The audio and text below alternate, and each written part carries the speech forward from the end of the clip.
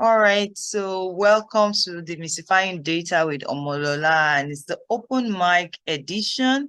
And this means that you get to ask questions and get answers to your questions. Um, so, as usual, I'd like to introduce myself.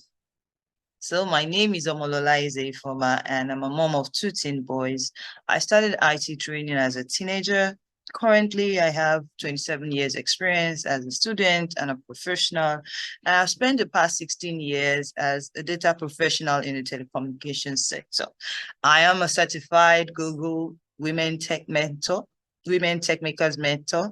I run a confectionery business, which I've run for the past 13 years. I love to teach anything I know, and so I'm here to demystify data for you. All right, so welcome to Demystifying Data with Omolola.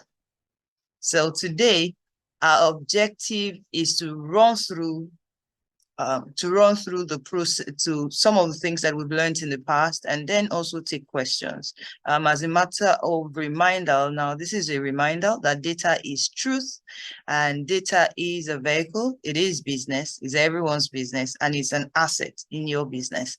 It helps you to answer the questions and know exactly what's happening within your organization. Hence, it should be treated as an asset because it's your way to knowing what's going on in your organization. So data is very important, so you need to treat it as important. This doesn't happen in many organizations, and that's why demystifying data is happening on a monthly basis. The idea is that when we know better, we will do better. And that's why we are here for you. And last edition, we talked about data being everyone's business. We tried to break this down and showed this flow of data and activities in the organization.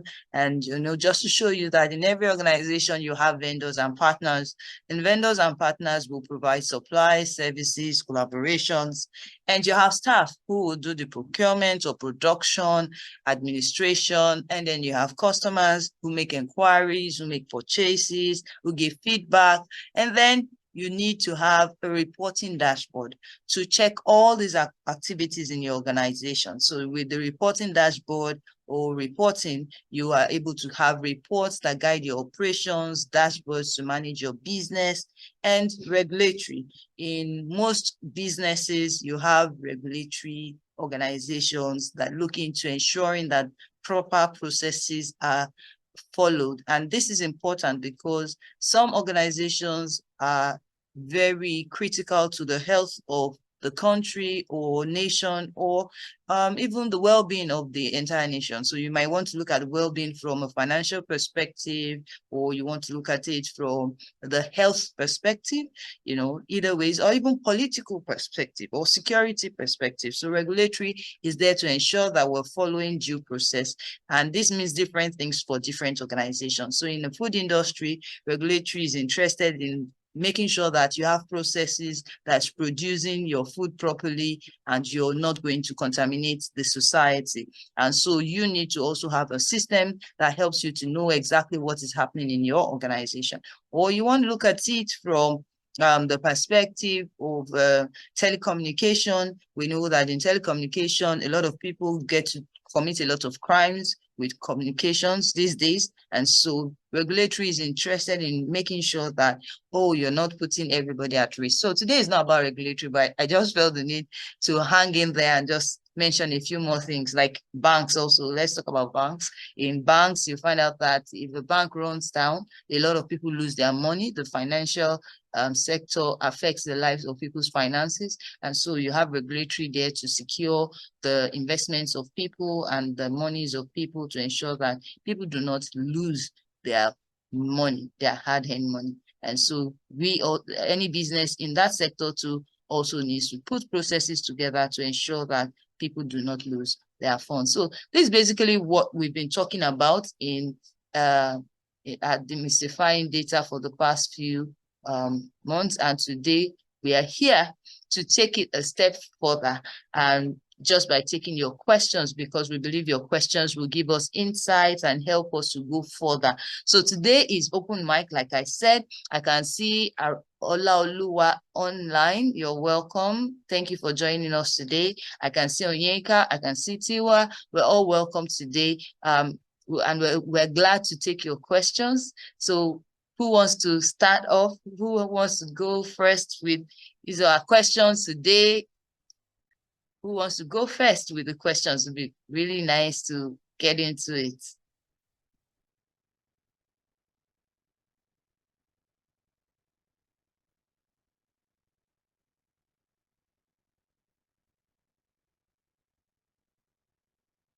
Hi, this is Olalua.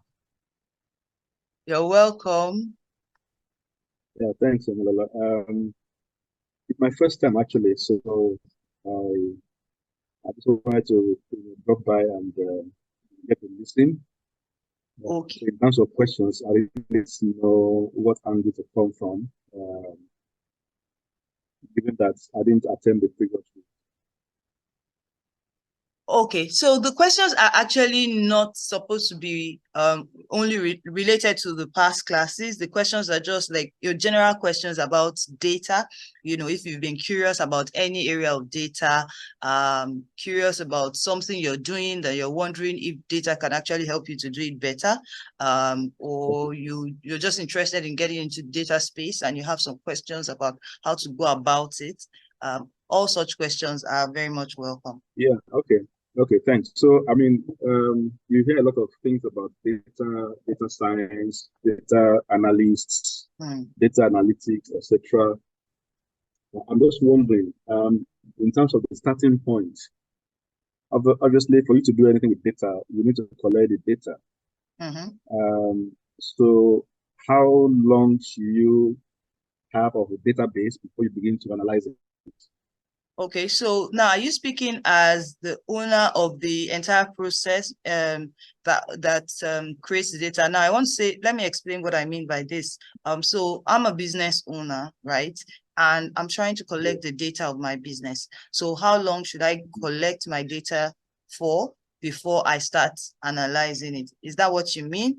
Or your Yeah, I mean before it begins to make sense, because I feel that if you just collect data for 1 week or 1 month, that may not give you sufficient what they call stochastic pattern to be able to do any analysis. Okay, great. All right, I like your question. And I'll say this, you can start analyzing data from the first day. And I'll explain why I said that, okay? Say for example, I'll make an example of my cake shop, right? So some time ago, we wanted to know how we're doing. We wanted to know how we're doing in certain areas. There were some areas that we didn't even know what was happening. So what happened the first day, we said, okay, when we produce this, I want to know what's the weight of what we use, what's the weight of our outcomes. From that day, I started looking at the data, looking at it from the perspective of, is what we collected correct? All right. So when we look at data analysis, the first question you ask any data that you want to analyze is quality. Is it correct? Is it representing accurately the reality it is supposed to be communicating to you? So from that first day, you have started analyzing. Even the process of identifying the quality of a data is analysis. Takes analysis, right? And it also takes subject matter knowledge. So from the first day you start collecting data, it's right for you to start analyzing and taking note of the patterns. All right. So you look at the pattern on the first day. The second day, maybe you collect the same set of data, you compare it to the day before. By the time you have like 1 month's database, you have a lot of work to do. But if you're analyzing and comparing on a daily basis, you have more, you have you have better clarity, because you have started studying and you're started noticing the trend and patterns. So that's why most times when we're talking about data analysis, we always look at the fact that there's a need for subject matter expertise. Subject matter expertise is also gathered through experience and consistent interrogation of data. Okay, so when you don't interrogate your data properly every day, but you run the business every day, you might not be able to analyze your data properly because you have not been tracking. You don't have have any trend understanding of what you are running. So from day one, you can start analyzing. And the essence of analyzing from day one is to note the patterns, to start keeping information that will help you after a month to evaluate when things are going well or not. At the end of the day, analysis is to know the patterns of what is happening within your environment. I hope that answers your question and gives you clarity in what you want to do. Yes, it's very useful. Thanks, but I think maybe I didn't express it clearly enough. I mean, of course, as a business, you should keep records, Yes. financial records, accounting records, etc. from day one. Yeah. So you know how much sales you're making, what your costs are, etc., etc. I believe when we say data, I believe it's wider than that. Just sales and accounting and inventory records. Most of the data analyst reports I see, they have charts and graphs and all that. That's what I mean by that. There needs to be a period so you can trend what you are seeing as opposed to just a snapshot. Of course, you are very correct. Yes, when you want to build a trend analysis, you can't run a trend of one day, depending on what kind of organization you're running. Some organizations, activities don't happen every day. Okay, some organizations' activities happen per second. Now, the way you run a trend analysis for the two organizations will be different because it depends on how soon it takes you to gather enough data. When I was in the telecom sector, we were tracking every day because we had huge volumes and transactions were happening per second. So waiting till the next day to start tracking was even too late, So depending on the stream that you have within your organization and the volumes, then you determine your frequency by that. Right, thank you. Let me pause here. Maybe I'll come back later. All right, thank you so much. I appreciate your engagement. If you have more comments, you can put it in the chat. So do we have another question? Thank you all for joining. It's good to have you this evening at Open Mic. Do you have any question about data you'd want us to answer? Jube Ojomo, it's good to see you. Kike, you're welcome.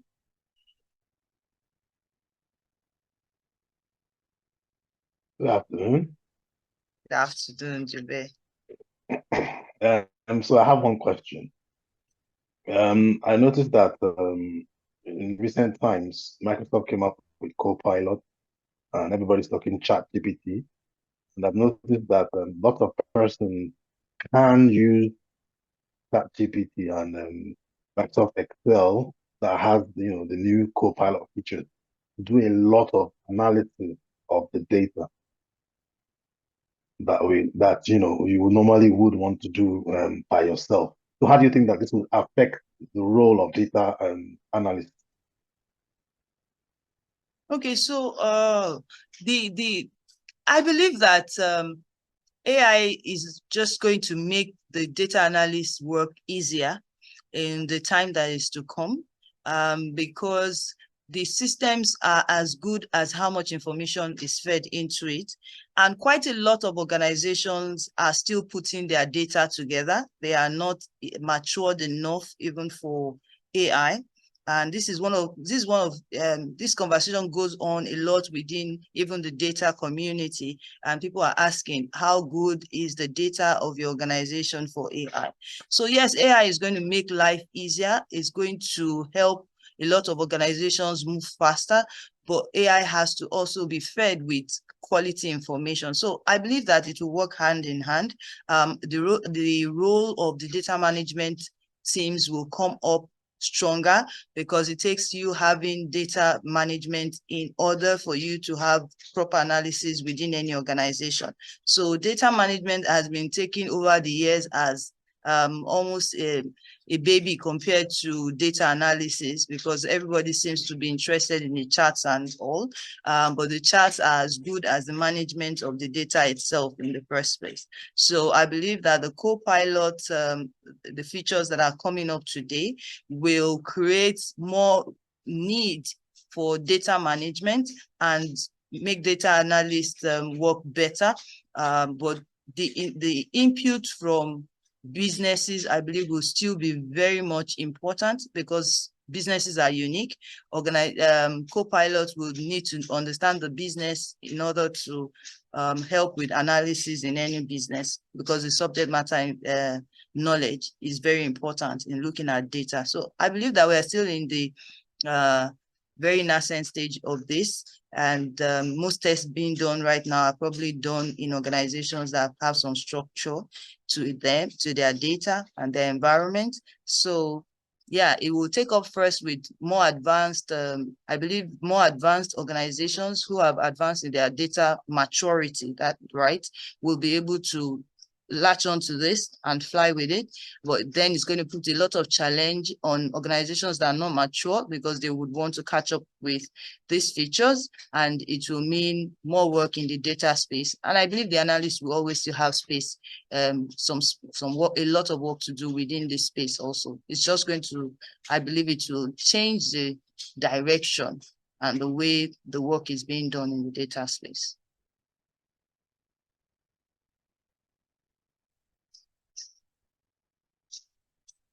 Okay, thanks. Thank you. But what has been your own experience? Have you tried to use this feature? Yeah, I have used the features, but I've not used them for analysis at all. All right. Yeah, I've been using them for more tech. Okay. You Not mean for analysis. codes? Yeah. You mean generating codes? Yeah, generating codes and trying to find out what the codes mean. That's what I've been using it for. Okay. Yeah, I also like to use the AI features for as business, as my assistant in my business in organizing things. I find them very useful in that way. So AI generally feeds on high quality data. It is as good as the quality of the data that is fed with. So I believe that organizations need to get their data right before they can use AI for their analysis. Thank you so much. So do we have any other questions? Thank you so much, Jube, for engaging. And I believe that this question is giving us insights also into our own data space and how to onboard things. I've found AI very interesting in recent times, and I hope that sometime soon, I'll be able to talk about AI and data and how it affects us. So do we have any other question? Kika, do you have a question for me? Onyeka, do you have any question? Good evening, everyone. Good evening. I wanted to ask, how do you determine the right analysis method in your data? Does it make sense? Yeah. So when you say how to determine the best analytics method, from what perspective now? Is it for presentation or depending on the problem statement? Trying to get what you mean.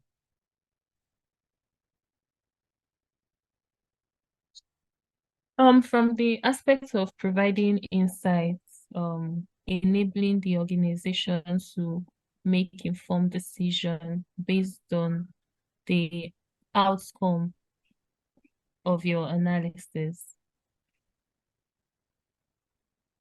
Okay, so when during analysis, analysis is often started out with brainstorming. Most times you really don't know what the best methods are from the first encounter of the problem statement or the requirement or anything that you need to do, because there are different problems and the different approaches. Determining the best method to use is actually something that you identify with experience and time. Okay, so based on experience, there are certain problem statements that once I hear them, I'd say, okay, I'm going in this direction. And so I believe that it is something that it can't be cast in stone, because it depends on what you're dealing with and the environment in which you're dealing with it.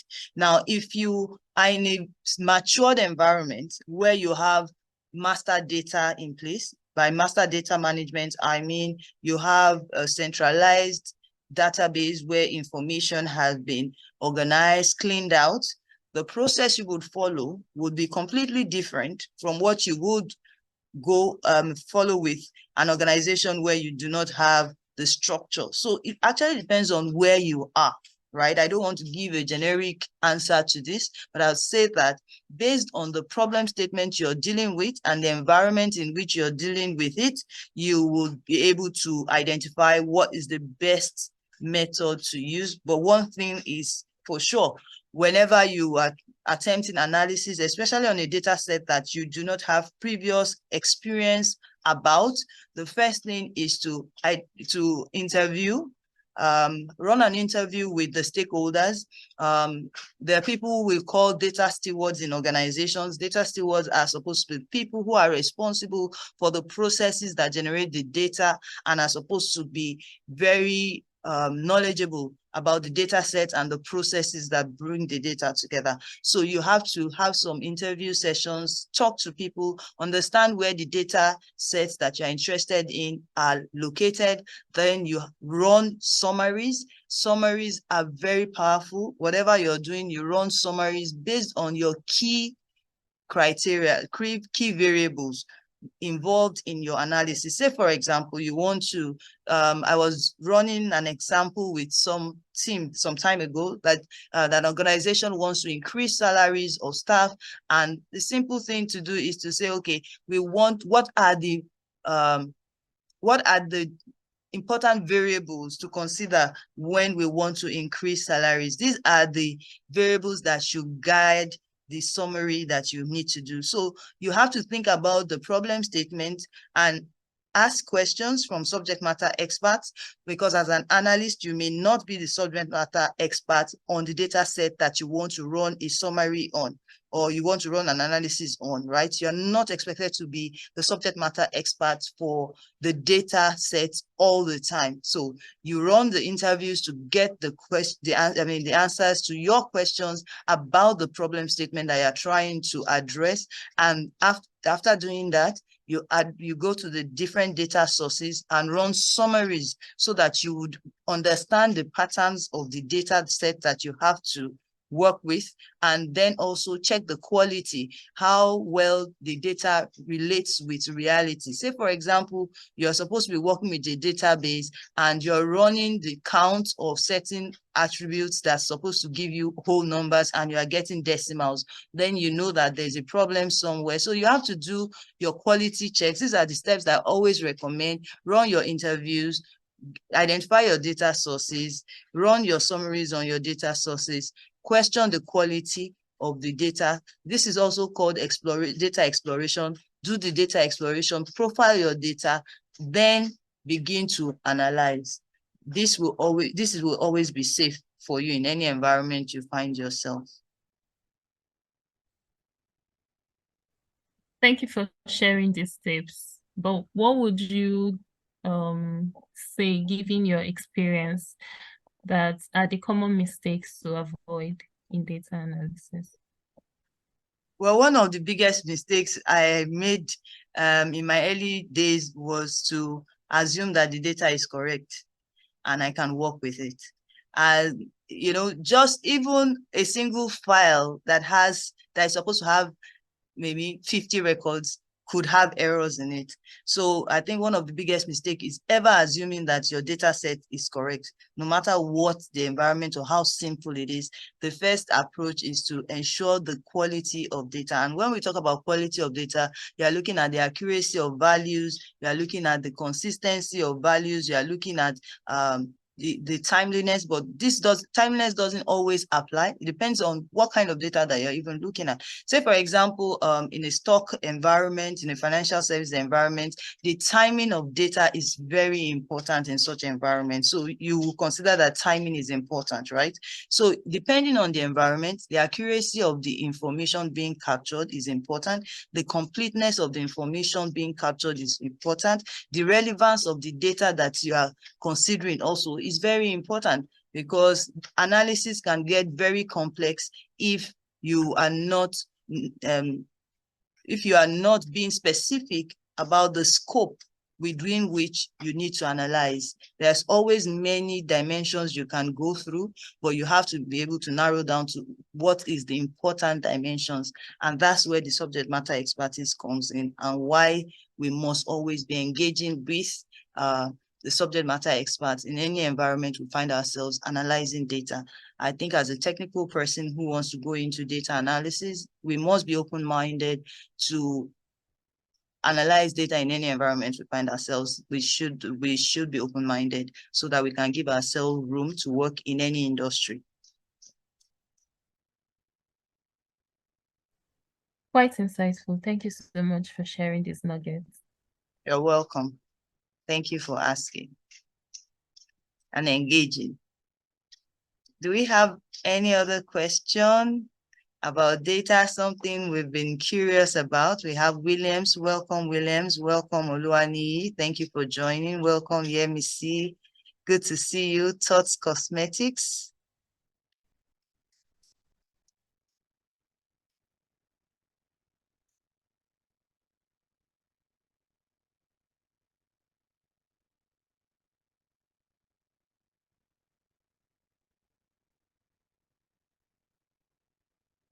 Do you have any other question? Let me come back again. I like your responses to the last set of questions in terms of providing like a step-by-step guide. So I'm wondering if that's something that you're able to provide, especially for beginners in this data analysis area, in terms of just going into detailed step-by-step, how to get into it, how to go about it, how to go along the journey, what to look out for, what mistakes not to make, just general, almost like advisory, step-by-step, hand-holding guide, Is that something that is feasible? Yeah, it's something that I do. My role in my job for the past 2-3 years has been training people actually and mentoring before I resigned from my earlier former job. And this in the case of getting into data analysis is for everybody. Yeah, you see, I can see your feedback, but I want to correct that opinion. Data analysis for everybody. Everybody has data. And in fact, everybody analyzes data. What happens most of the time is that because it has been attached to tech so much, people assume that, oh, I don't know anything. And so when we're even coming into data analysis, we come in with a mindset of, oh, it's a tech thing, they need to teach us. Do you understand? But the truth is that as long as we are existing and we do something on a daily basis, we already have knowledge base that is required for data analysis residing with us. Now, one of the biggest conversations that I've seen in recent times in the data space is that the practitioners of data, whether analysis, management, engineering, are beginning to say we need more business participation in the data space. Why? Because the subject matter expertise is important. So, oh, I want to go into data analysis, but I don't know anything. You do know something. You already have knowledge about a particular industry. Now, I could take an example with you, Ololua. Which industry do you belong to right now? What do you do right now?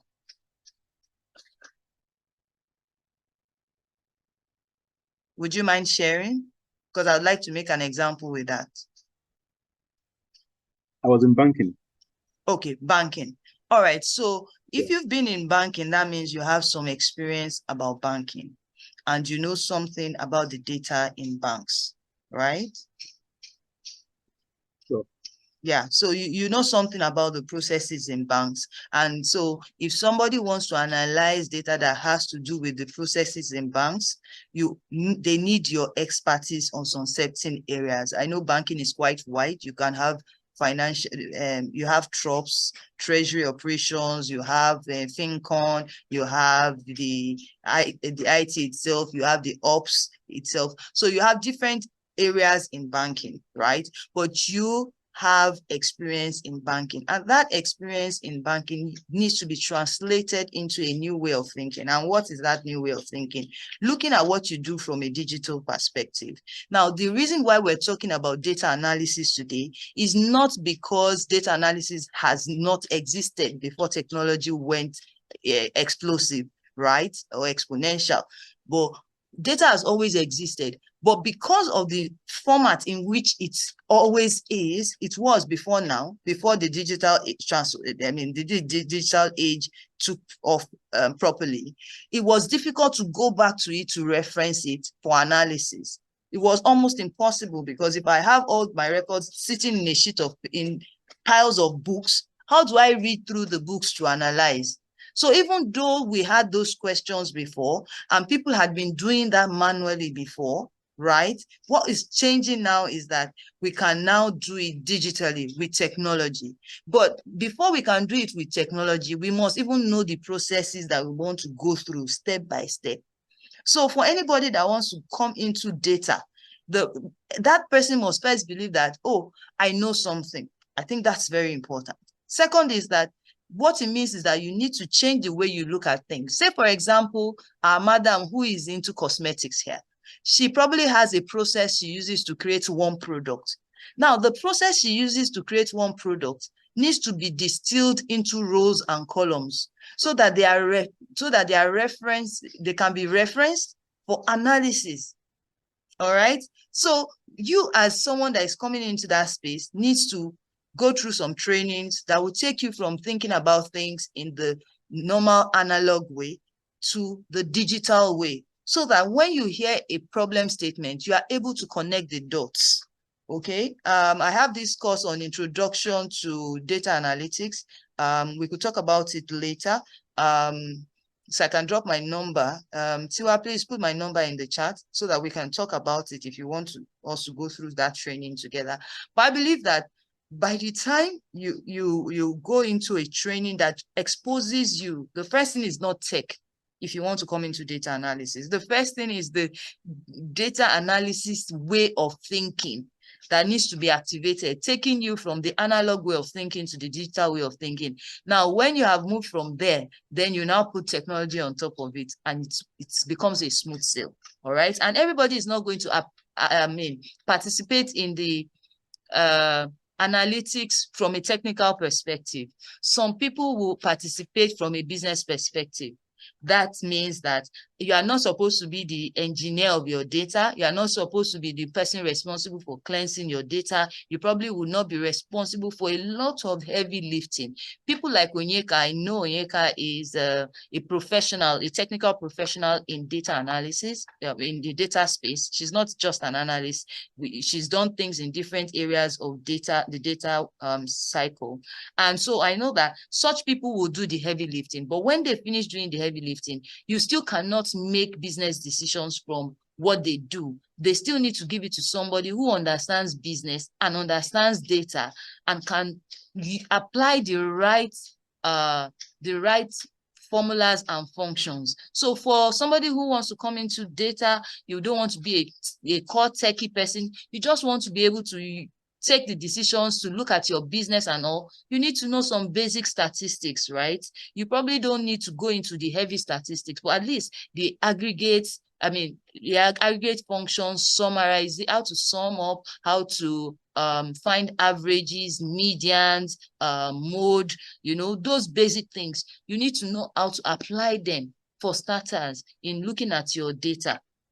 How to cleanse your data, how to do small cleansing, like clean out, find whether it's distinct or not, how to check whether the list of records you have is distinct or not, how to take some set of data and split them into rows and columns and look at them from a row and column perspective, how to take a problem statement and convert it into simple mathematical forms. Like say, for example, you say, oh, we want to identify those that have been in the company for more than 6 months, right? You say that in English, more than 6 months. You say that in mathematically saying greater than, right? So the transition from the normal English to a digitally acceptable way of communicating things. I think these are the very key transitions that needs to happen. It's a transition in thinking system, you know, and it helps to get settled and understand. You need to understand that, oh, data is stored in tables, you know, have that understanding that you can have data in like 4 different tables and they can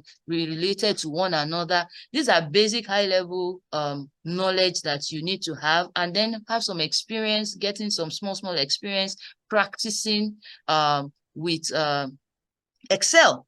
You know, today it is being said in very serious data environments that Excel is still your most powerful tool any day, anytime. You know, dashboards are beautiful, but people who understand data will still say, what are the numbers behind the dashboards? You know, you need to still go down. So understand how to even use Excel or Google Sheets is a very powerful step into getting into analysis. So I believe that we can talk to see how much further assistance I can provide. But on a high level, I want you to see yourself as an analyst already, and an analyst that needs to learn how to be technical. I mean, use the digital tools to do it more effectively. Yeah, thanks, Omolola. I mean, I use a lot of data already, and I think when you said, you know, going from manual to digital mindset, I just smiled because in the financial sector, almost everybody is digital right now. But being digital doesn't mean you are data centric. You know, so that's the kind of transition I was looking at. You know, to say how can you move from a digital operational and a financial accounting record to a more data centric environment. And you know, the title of this seminar is Demystifying. Yeah. Okay. And it's about a change of mindset. Yes. It's about that psychological moonshot to say we want to do things differently. We're in digital already, but we want to do it digitally differently. Yeah. I remember in the early days of Microsoft, you know, Excel, which you mentioned, there used to be, you know, volumes like Excel for Dummies. Yeah. You know, I don't know whether you remember those days, about 25 years ago, we used to have those things in the bookshops. That is the sort of things I'm asking for, like, now just make people transition very seamlessly without this fear factor. So that's what I was speaking to, not, I operate with data already. Oh, great. I just wanted to see how can we make this more streamlined, you know, more mainstream, you know, so that people, that fear factor you spoke about, that, you know, as if it's some rocket science, you know, we can overcome it as a society. Okay, so what you just said is part of the reason why I do demystifying data. And so I would really love to engage with you outside of here to hear more of your questions so that we can take it from that perspective. All right. So one of the things that I would say about being data centric is when we start looking at problems as problems that need to be solved with data, we get more data centric. All right. I'll make an example because right now I am occupying a space as a chief data officer within my confectionery business. And I decided to remove myself from core operations and put myself in the data space. Now, what has been happening in recent times is that whenever we have a problem, the question I ask is, where is the data? Where is the data that will give me the answers to the problem that I have? Now, I believe that this is one mindset that we all need to have as organizations, that data is important. We make decisions with data. We identify problems and resolve problems with data.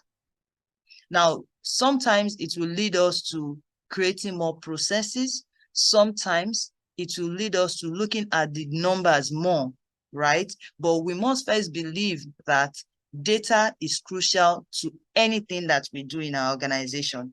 And like I said to some people in the past week, that we might find out that there's a lot of data silos that exist within our organizations. And we might also find out that we do not have the resources to immediately address every one of them. I look at data as something that is quite wild, like a bull. That's the way I look at data. I look at data as a bull. It can throw you off if you're not careful. But you also have to, and you may not even have enough resource as an organization to really run a data program as it should be.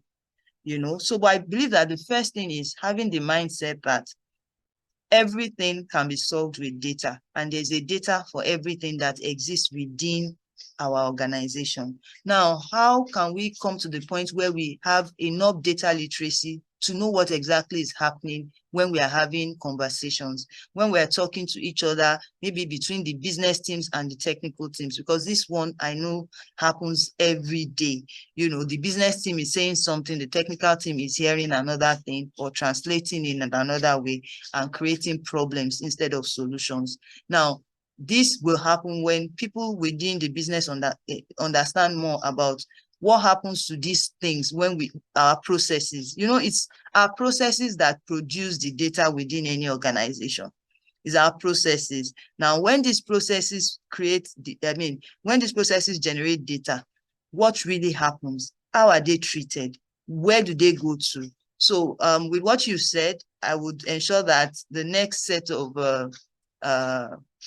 demystifying data looks into some of these parts, the part of processing data that happens within an organization and things like that. But in our previous one, we talked about data flow, demystifying data flow in a business and as it affects a little bit of technology. So we could share the link of that with you. It's on YouTube. We will share the link of that with you so that you can also watch it. And if it answers some of your questions or it raises more questions, we'll be glad to hear more about your questions.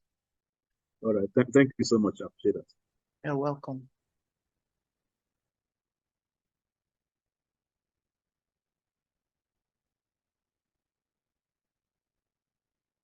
Yeah, do we have any other question? We still have time to take some questions.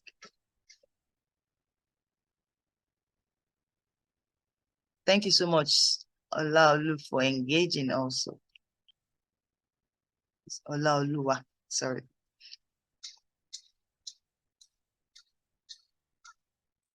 So yeah, Missy, do you have any question for me? Any question about how data can be used within your industry? Yes, good evening.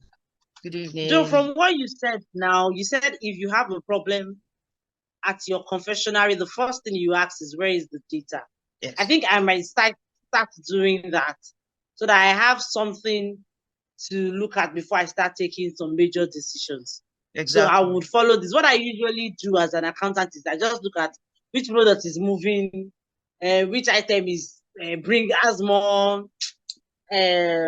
profit margin, and those are the ones I focus on.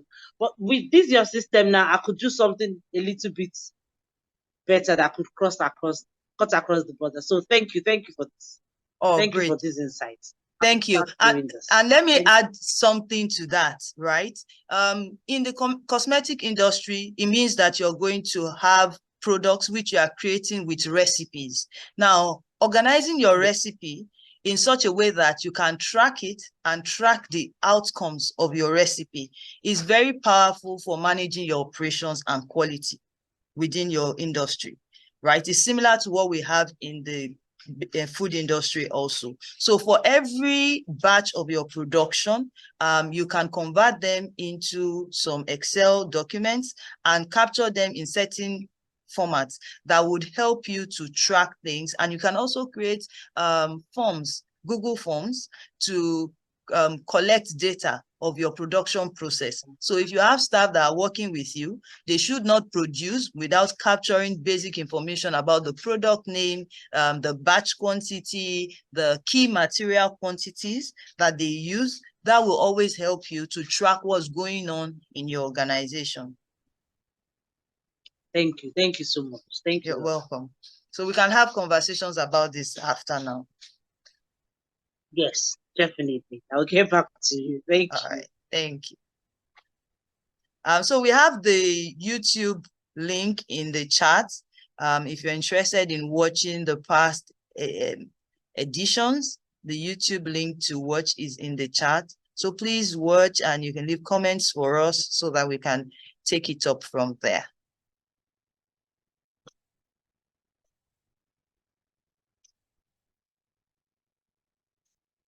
All right, do we have another question? Any other question?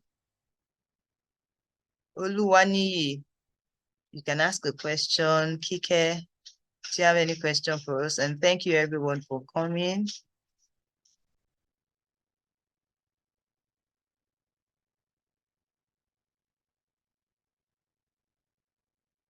Sorry, I'm sorry. I had to unmute myself. Okay. No, I don't have any question. All right, thank you so much. Been a insightful class. Thank you. You're welcome.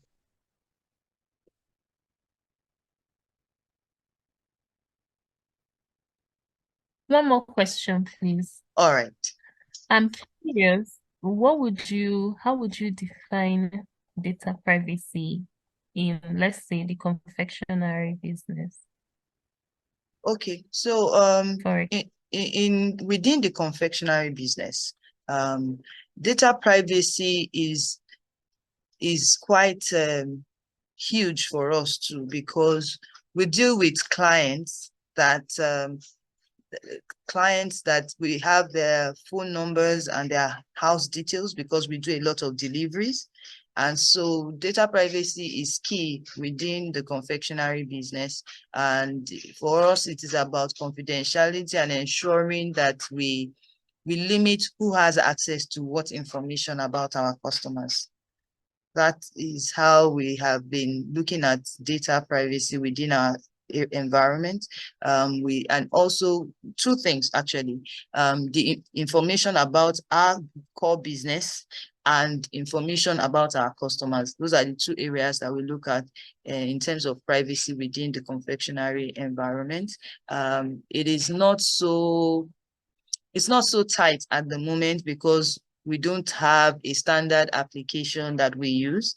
It is more of levels of access that is given to customer data. This is what we are using right now to manage privacy. So it's the same laws that would affect privacy. I mean, when you look at we have some global privacy laws that we need to also consider really in the real sense of it. You know, we have some laws where I'm not big on data privacy laws and the details, but I know that we're supposed to keep private information of our customers very private and confidential. So phone numbers, email addresses, physical house addresses, this information, set of information that is very confidential and not open to all members of staff, and limited to management staff or administrative staff within the organization. So that's basically what we do for data privacy. But in larger organizations, now I'm talking about the scale of small businesses, right? In larger organizations, more is expected. Within larger food organizations that are also into the line of business of deliveries and dealing with clients' details, right? So that's basically it. Thank you. Makes sense. Thank you very much for asking. You are making me think about the privacy more now. Thank you so much for your feedback. So welcome, Adejoke Kafayat. We have been taking questions and answering questions people have around data. I don't know if you have any question. We're almost rounding up now, but we'll make sure the video for the question and answer session is made available online by Wednesday maximum. But if you have any question, we'll take. Okay, Oluwani, I see your hand up. You want to ask a question? Yes, please. Good evening. Good Okay, evening. so I You're want to welcome. ask now, so in what are like the key metrics to consider when you trying to institute a data collection system? Like, for instance, maybe in a facility management organization, what are the key things what do you look at really when you're trying to start data collection? Okay. All right. Thank you. Okay. Will that be all? Yes, please. All right, thank you. So whenever you are considering data collection, the first thing you have in mind is quality. You want to create a process where only correct information is collected, only correct data, let's call it data at this point. Only correct data is collected. Now, one of the ways you do that is have different options. You have different ways of doing that. First is identifying the data types that you want to collect. So if you want to collect a date value, you create your date field to have a date data type. Let's say you are using a Google form, for example, which is one of the easiest ways to collect information these days. You want to ensure that whatever field is collecting date has date value. Date type. All right. Whatever field is collecting monies would have floating number, decimal types, or number types. Whatever is collecting strings or email, you put a validation rule that makes sure that whatever the person is entering ends with a .com or email, a proper email format. That is one way you put your validation rules on the data you collect. Another thing is, if some values are supposed to have fixed values, which they are predefined fixed values, you then make such a field limited to drop downs, okay, drop down menus, so that whatever the person is entering, the person will be entering something within the set that can be entered. There are other further advanced checks that you can put there, but these are some of the key things that you want to consider when designing your forms. And another thing apart from designing forms is this form is supposed to be put in operations. For the forms you want to use for collecting data is supposed to be put in operations. It also means that at what point will the person filling the form have to fill the form? You also have to limit that so that nobody is entering data at the wrong time or using a wrong method that will introduce errors into your database, which you are trying to put together. So two things to look at is two core areas. You are looking at the process that collects the data, and you are looking at the form itself that you are designing. You need to design your forms to have basic checks, right? And if you are using a system that is creating a form that allows you to put some more sophistication on it, then you could also combine 2 or 3 fields and say, if you put a value X here, then you can't put a value Y here because it has to be XY, because that's the only value that can go with value X.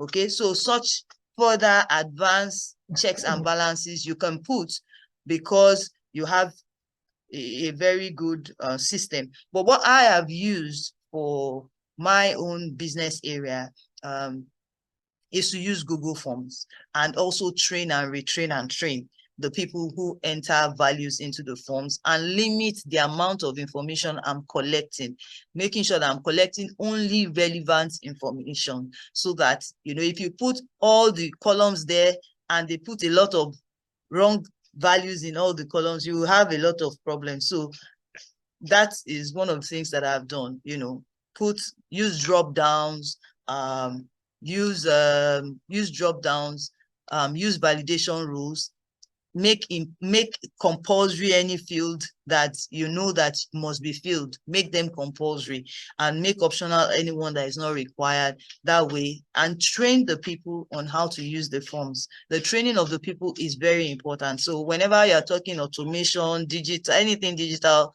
you should be looking at the people, the process, and the technology. The people, the process, and technology. Who are the people that will fill the form? And what's the process that the form is for? And when are they supposed to fill the form? And what's the best technology for you to use, or the technology you can afford to use? And then take care of all the problems that using that limited technology will create through people and processes. Thank you very much. Okay, sorry, a follow-up question. Would there be, now I'm wondering, would there be a need for stakeholders or subject matter experts to be consulted? Okay, I think stakeholders basically to be consulted when trying to create a collection system. Definitely. There's a need to talk to stakeholders. There's a need to talk to subject matter experts. You would think that creating a form is so easy because there's Google Forms and all you need to do is drag and drop. But by the time you create one and you start having issues with it, you realize that it's a little more technical than dragging and drop and putting some images. It's quite easy when it's something basic, but when you need to think about the larger goal for which you are designing the form, taking some advice from an expert in data collection is not a bad idea at all.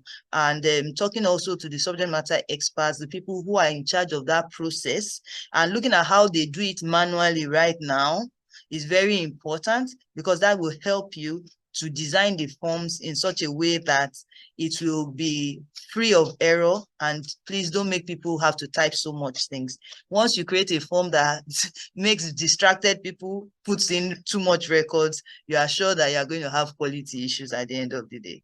And in the first few, now this is talking about implementation, in the first few weeks of implementing a form, it has to be monitored properly. You will monitor every input and make sure that there's a name attached to every input so that you can know who is entering the wrong record and solve the problems around it.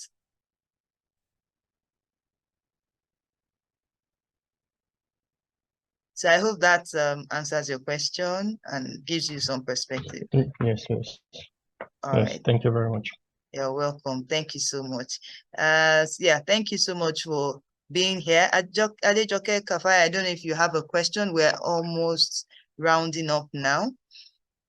And we could round up with your question.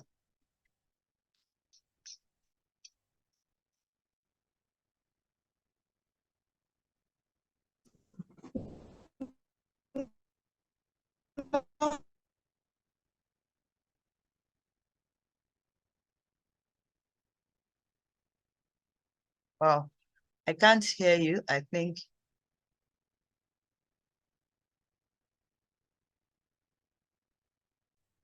Oh, thank you so much.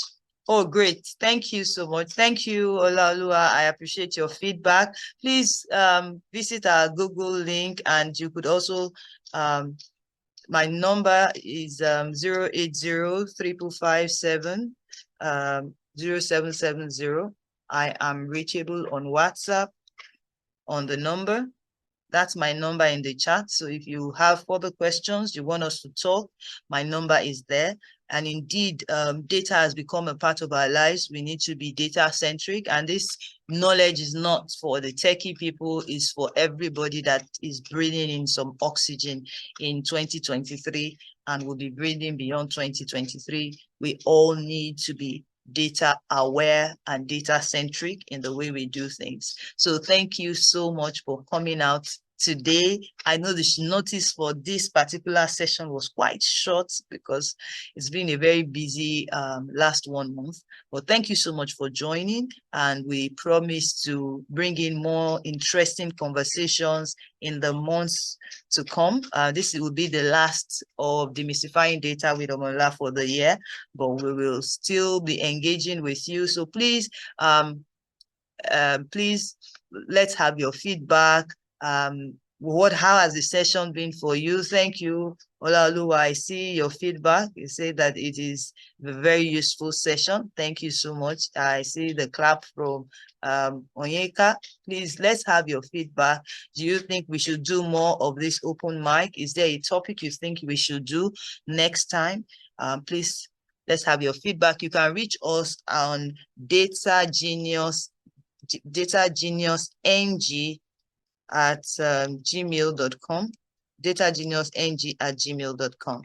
Please, let's have your feedback. We thank you. We appreciate you. Thank you so much for coming tonight, and have a great weekend. And please make sure you rest and think about data.